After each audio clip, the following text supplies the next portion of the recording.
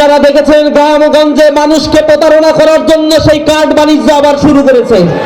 কিছু কিছু জায়গায় ধরা পড়ে গণধোলাই খাওয়া শুরু করছে।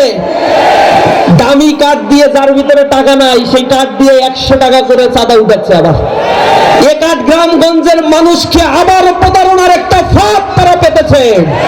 এ ফাঁদ পেতেছিল আওয়ামী ফ্যাসিবাদ, যারা 10 টাকা দরে চাল, 5 টাকায় কাঁচা ঝাল, ঘরে ঘরে চাকরির কথা বলে এই দেশের মানুষের সাথে প্রতারণা করে ব্যাংকগুলোকে তারা লুটের হাতে পরিণত করেছিল।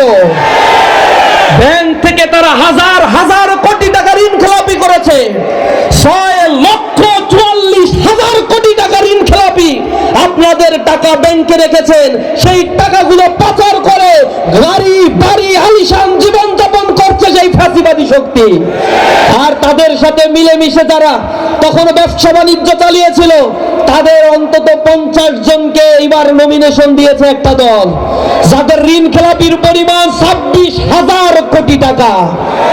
ব্যাংকের সাধারণ মানুষ টাকা রাখে, তার টাকা আর ফেরত দিতে পারছে না।